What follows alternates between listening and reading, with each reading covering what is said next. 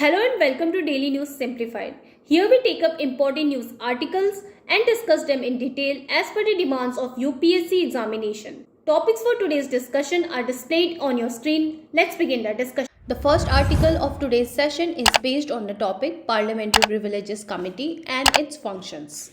It becomes an important part of GS Paper 2 syllabus, Indian Constitution, features of Indian Constitution and its provisions.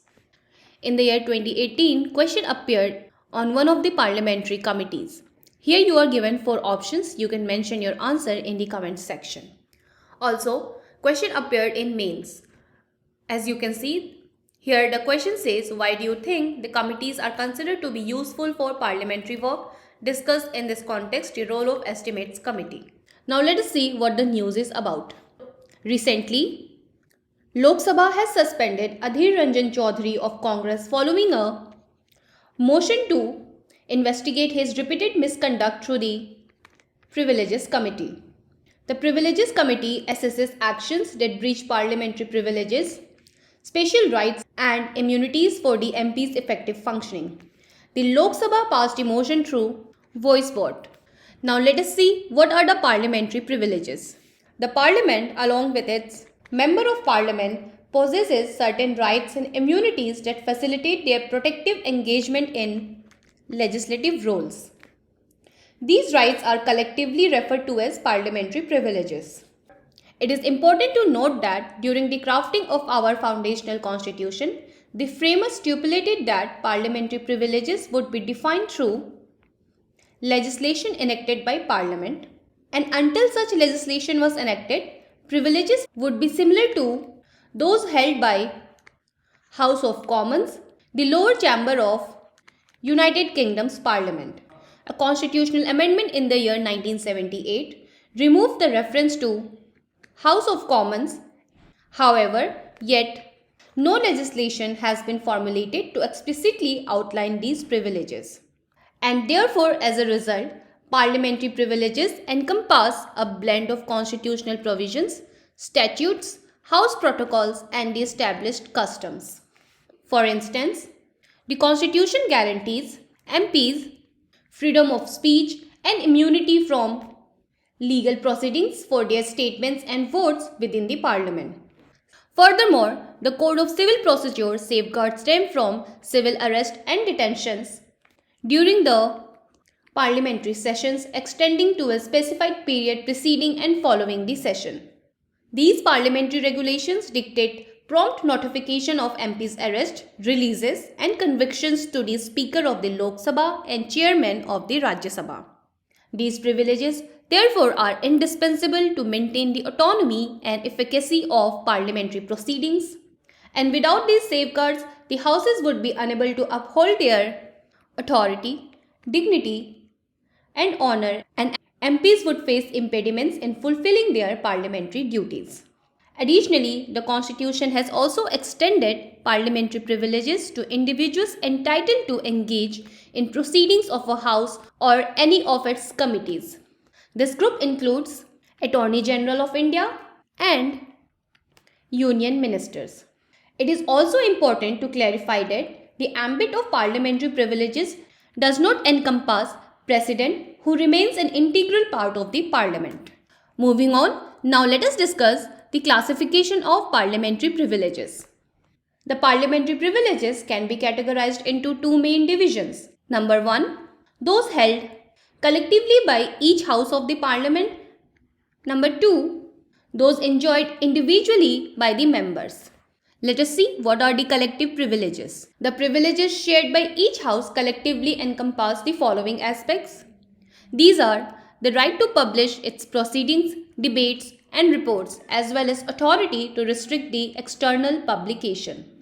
In the year 1978, the 44th Amendment Act of the Constitution reinstated freedom of press to disseminate accurate accounts of parliamentary proceedings without prior approval, excluding secret sittings. It also includes the power to exclude outsiders from its sessions and conduct the confidential discussions on significant matters. It also provides the ability to establish its own rules, procedures and the business regulations and to resolve the related matters. The provision of collective privileges also encompass the capacity to reprimand, admonish, imprison, suspend, and expel the members and outsiders for either breach of privileges or contemptuous actions. One of the important provisions also include prohibition of judicial inquiries into the proceedings of a house or its committees. Next, let us see what are the individual privileges. The privileges enjoyed individually by members include the protection against arrest during a parliamentary session for 40 days prior to its commencement and after its conclusion, primarily in matters of civil cases and not criminal cases or preventive detention cases. It also provides freedom to speak within Parliament without facing legal actions for their statements or votes.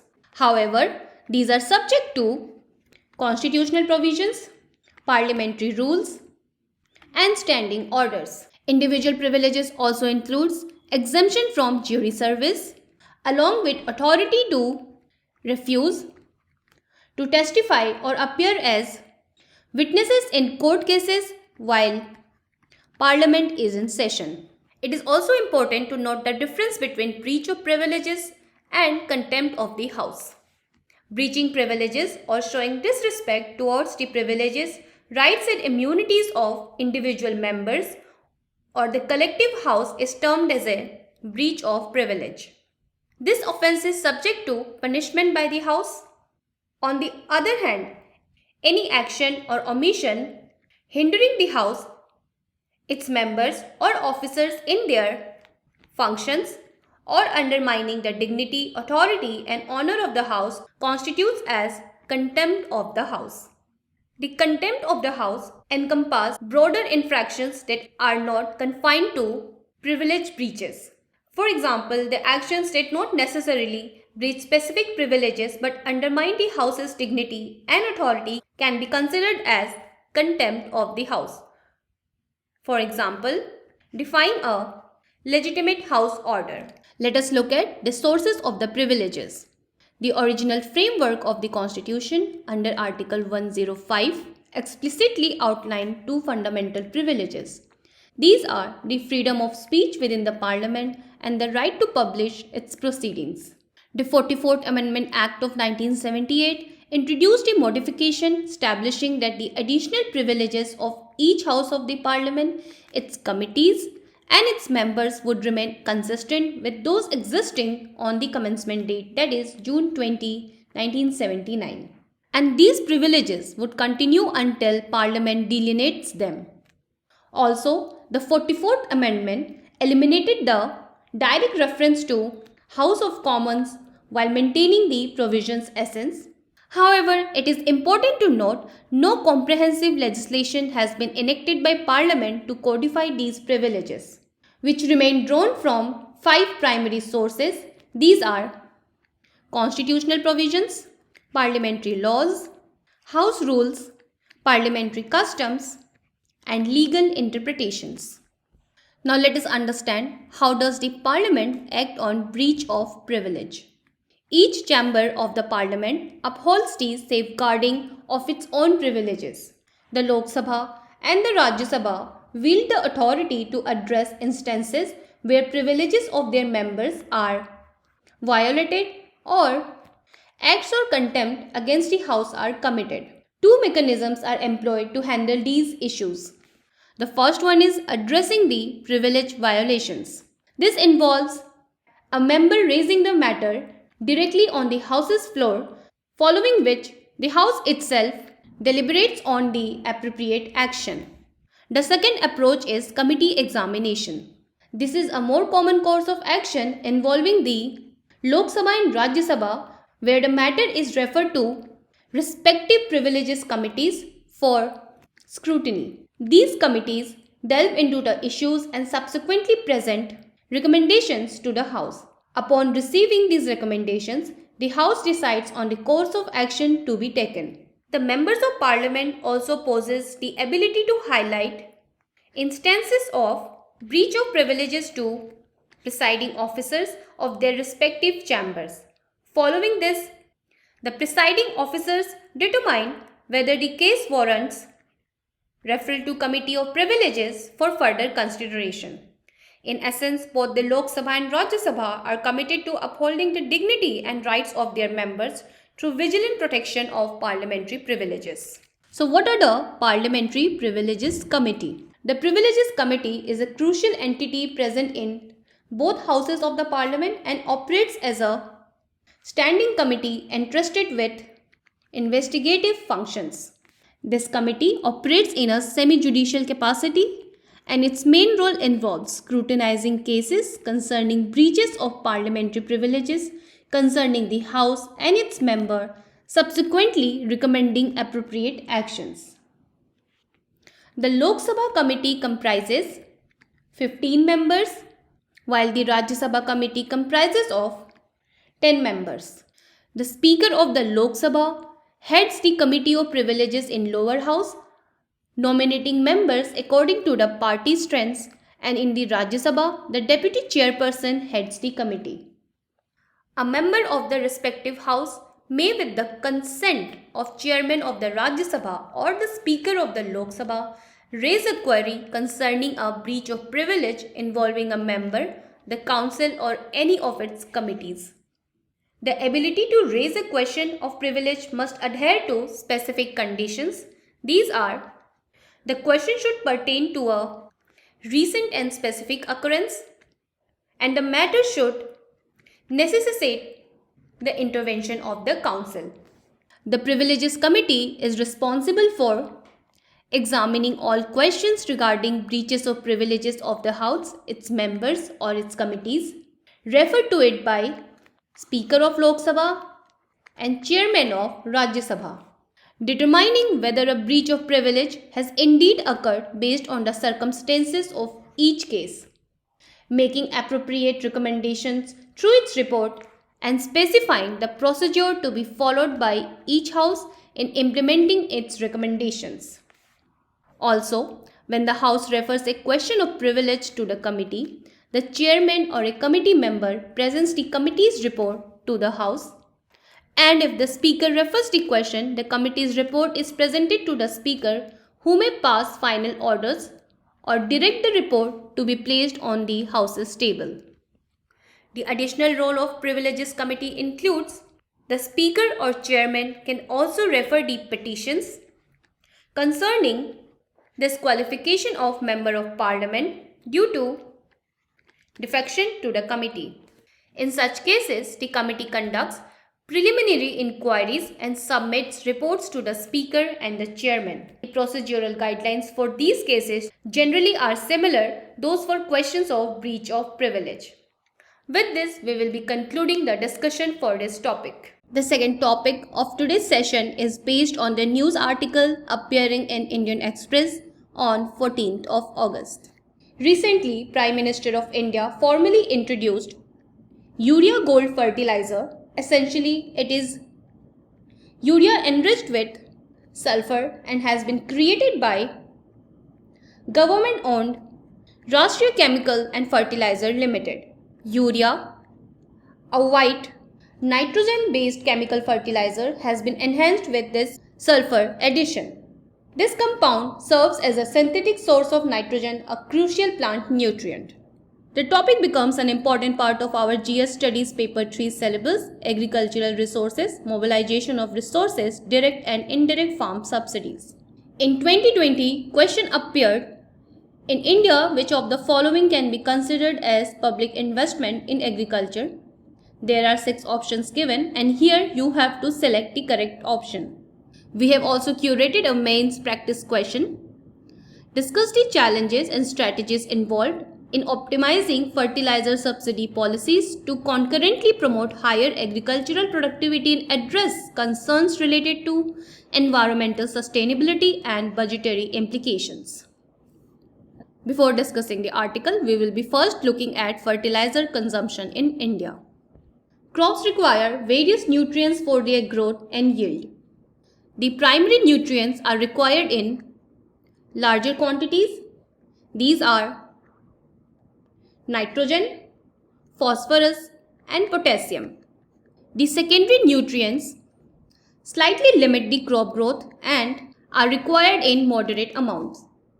These are sulfur, magnesium, and calcium.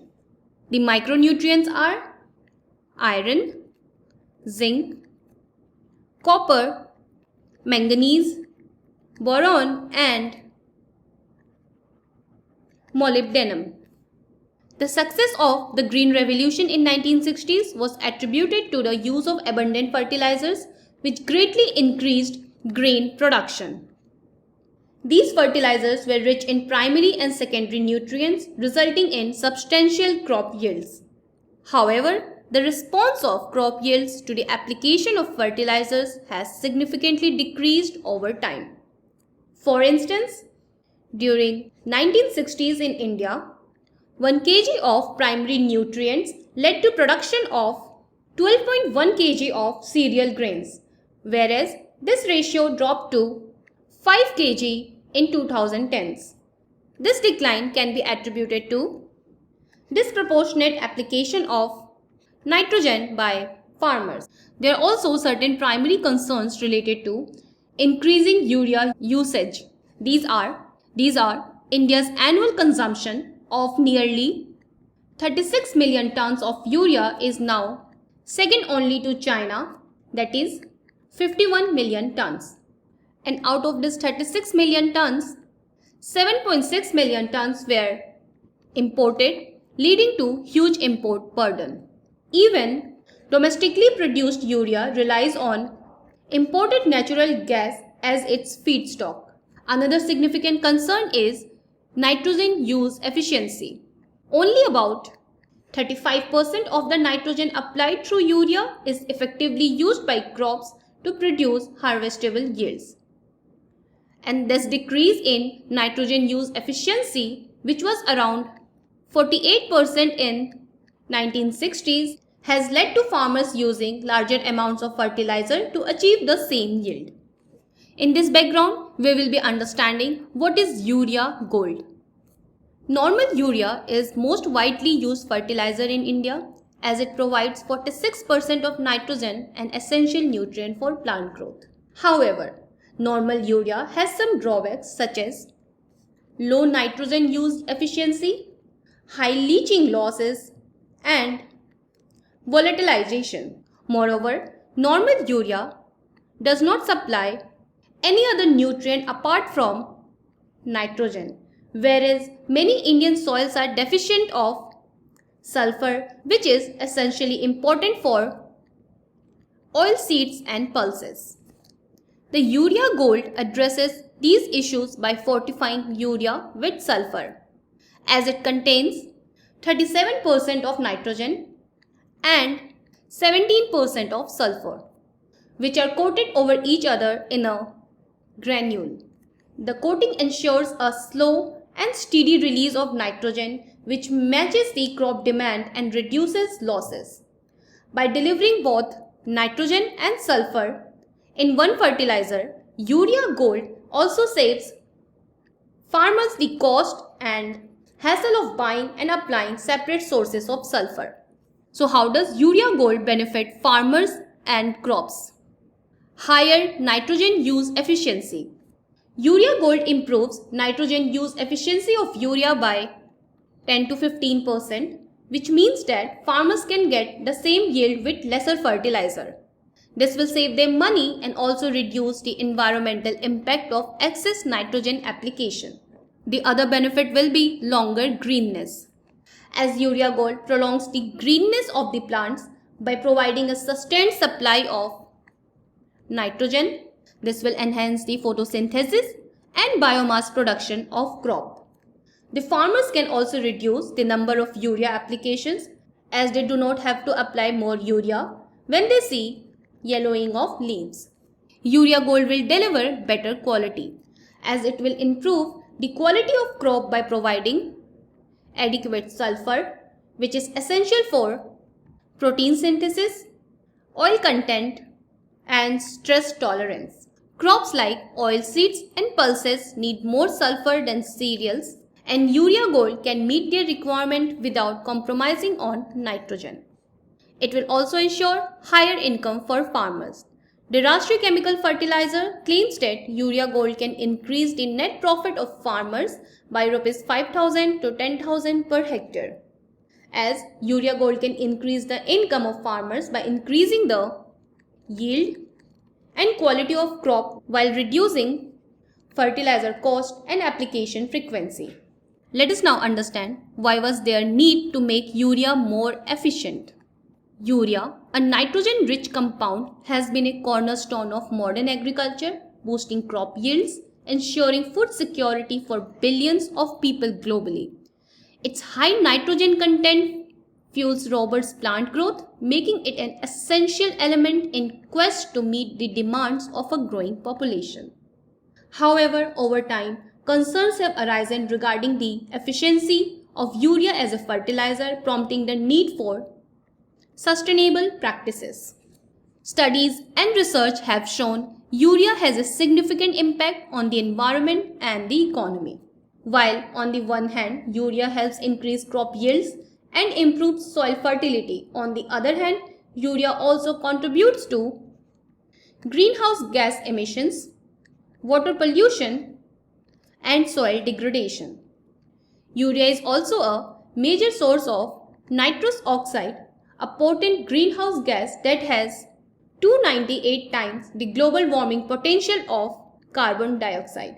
It also causes nitrate leaching and runoff, which can contaminate groundwater and surface water sources. The excessive use of urea also reduces soil organic matter, increases soil acidity and salinity, and affects the soil biodiversity.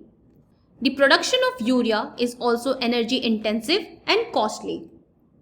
The Haber-Bosch process, which converts hydrogen and nitrogen into ammonia, requires high temperature and pressure, which consume large amounts of natural gas and coal. The cost of urea production depends on the price of these feedstocks, which are subject to fluctuations in the global market. Moreover, the Government of India subsidizes urea to make it affordable for farmers, which imposes a huge fiscal burden on the exchequer. Now let us see what are some of the other steps taken by government to make urea more efficient as a fertilizer. The first one is introducing neem-coated urea. The neem-coated urea is a type of urea that is coated with neem oil or neem cake. The neem-coated urea reduces nitrogen losses due to volatilization, leaching, and denitrification. It also improves nitrogen use efficiency, crop quality, and pest resistance. The government made it mandatory for all domestic urea producers to produce 100% neem-coated urea in 2015. The another step is promoting balanced use of fertilizers. Balanced use of fertilizers mean applying fertilizers in the right proportion according to soil type, crop requirement, and nutrient availability. The balanced use of fertilizers can enhance crop productivity, soil health, and nutrient use efficiency. The government has launched various schemes to promote the balanced use of fertilizers such as soil health card schemes, custom hiring centers for farm machinery and equipment, direct benefit transfers for fertilizer subsidy, and etc. The government is also taking steps to encourage organic farming. Organic farming is a system of farming that relies on natural inputs such as compost, vermicompost, and biofertilizers instead of synthetic fertilizers and pesticides. Organic farming can improve soil fertility, biodiversity, and environmental quality. It can also reduce import dependency and save foreign exchange. The government has launched various schemes to encourage organic farming such as Paramparagat Krishi Vikas Yojana, Mission Organic Value Chain Development for Northeastern Region, and National Program for Organic Production. However, there are certain challenges that hinder the efficiency and sustainability of urea as a fertilizer. There is lack of awareness among farmers. Many farmers are not aware of benefits of neem-coated urea, balanced use of fertilizers, and organic farming. They tend to overuse or misuse urea due to its low price and easy availability. They also lack soil testing facilities, extension services, and quality inputs. Therefore, there is a need to create more awareness among farmers through mass media, field schools, and demonstration plots. Another issue is inadequate infrastructure and logistics. The distribution of urea in India faces several bottlenecks such as inadequate storage capacity, transportation delays, pilferage and diversion.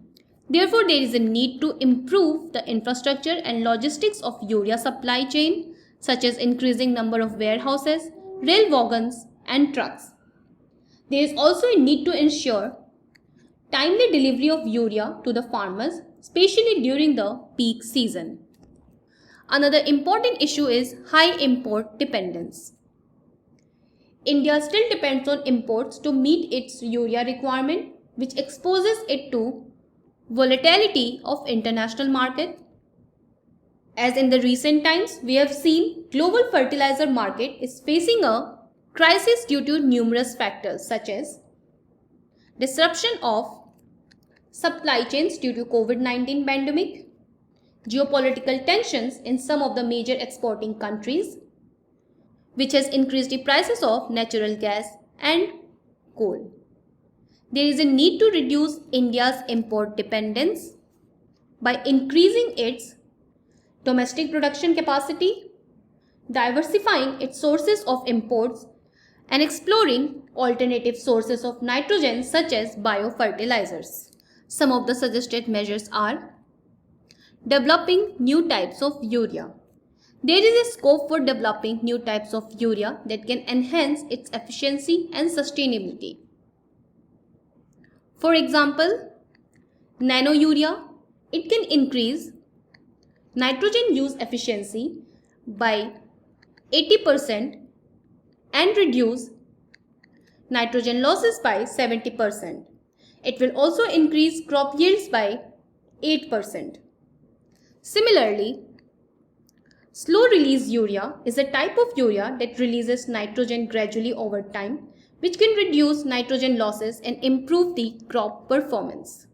There is also a need to reform the subsidy regime.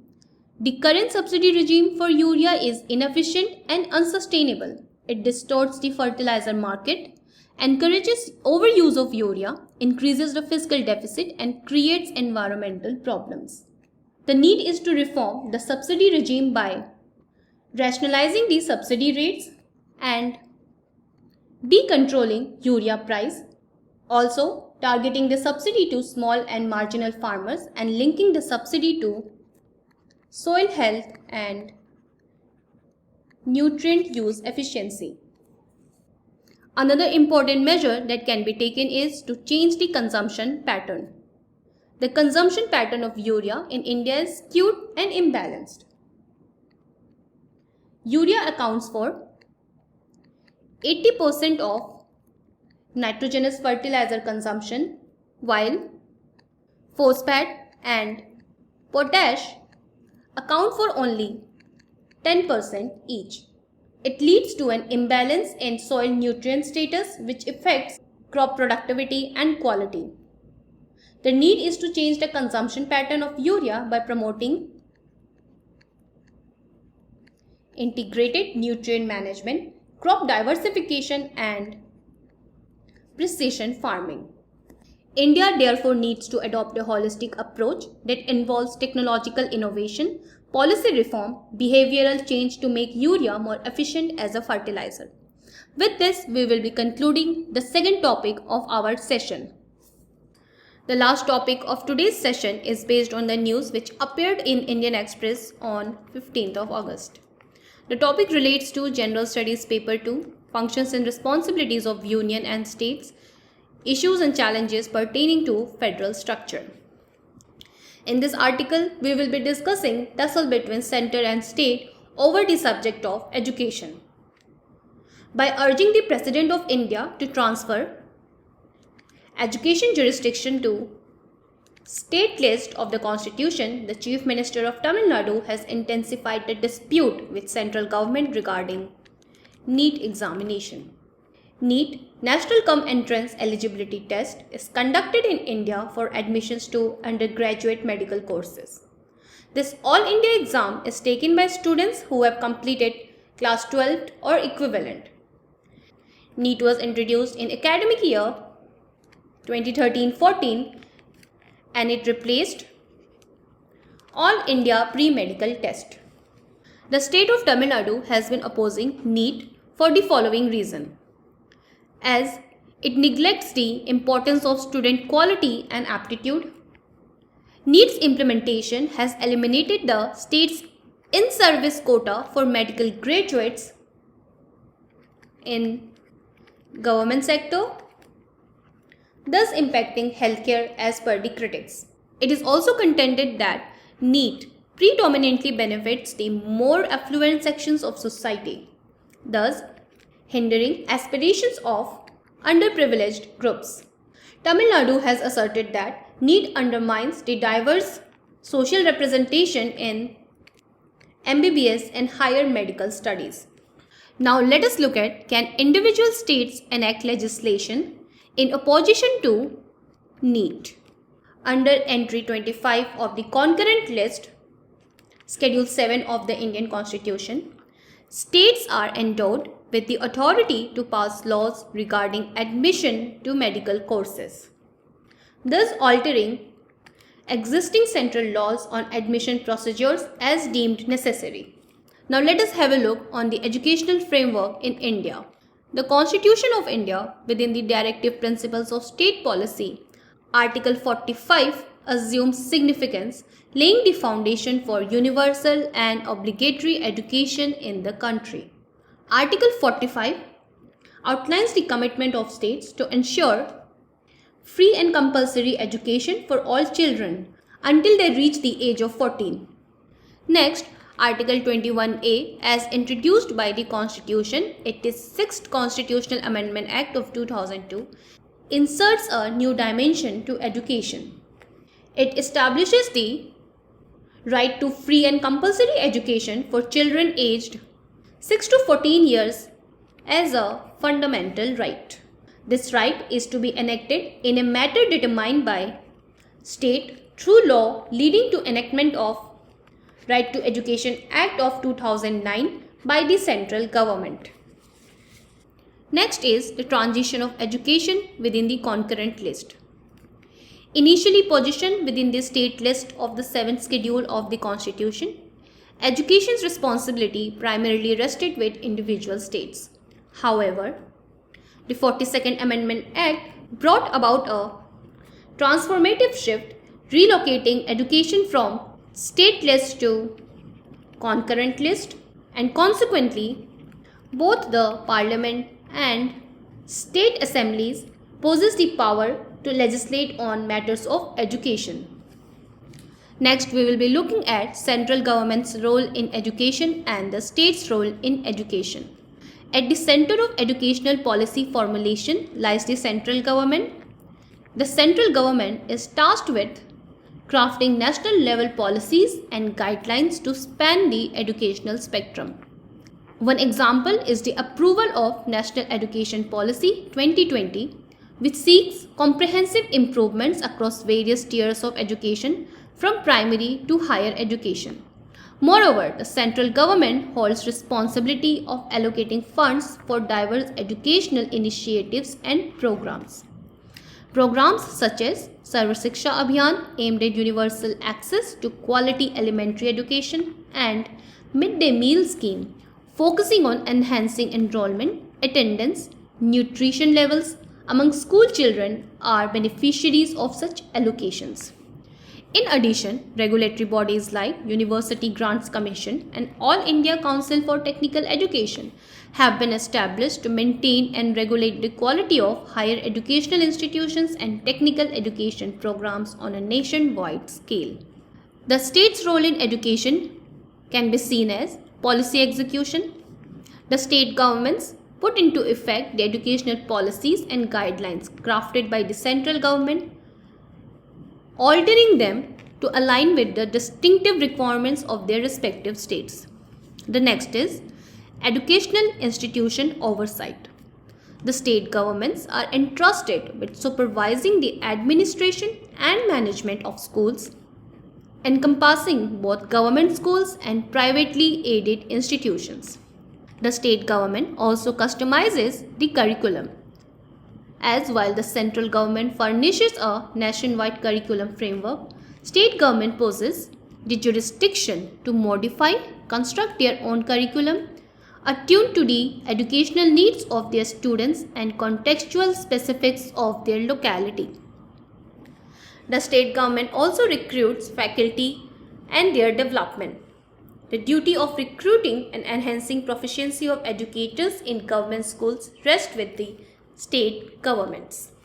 Now let us discuss the advantages of education's placement in the concurrent list. While the states have retained the flexibility to tailor the educational systems to their cultural and linguistic needs, the involvement of central government ensures a level of uniformity, thus contributing to national integration. The sharing of resources, expertise, and infrastructure between central and state authorities is facilitated, promoting cooperation and efficiencies. It also fosters best practices, as successful policies and programs can be easily disseminated and adopted among states. Also, the central government, by setting minimum quality standards for education, assures that fundamental educational benchmarks are upheld even amidst the regional diversity. Also, the curriculum's consistency across states allows for fluid cross-state student mobility, ensuring a seamless educational transition. But there are also challenges and apprehensions linked to education's inclusion in the concurrent list, like fragmented policy landscape. The inclusion of education within the concurrent list could potentially result in a proliferation of disjointed policies. Such an outcome may fail to harmonize with the distinct needs and aspirations of individual states, thus potentially impeding a unified and coherent educational system. Also, there is a challenge of dilution of diversity. National level policies like National Education Policy might inadequately account for cultural intricacies inherent to individual states. Such policies do not fully resonate with diverse contexts that are intended to address. There is also apprehensions of erosion of state autonomy. With education residing within the concurrent list, states may grapple with the perception that their autonomy in educational matters is compromised. The shift in authority engender feelings of diminished control over crucial facets of their state's educational landscape. There will also be conundrums in coordination, as seamless coordination between the policies of states and central government poses a considerable challenge. This can manifest as administrative complexities and implementation hurdles, thus hindering the effectiveness of educational initiatives. Also, there can be replication of endeavors. The shared jurisdiction over education leads to unintentional duplication of efforts, as both the central and state governments may invest resources, time, energy in comparable educational domains, resulting in overlapping of projects and inefficient utilization of resources. The tussle over need exemplifies the challenge of harmonizing uniformity and equity with the distinct requirements and cultural values of a multifaceted society.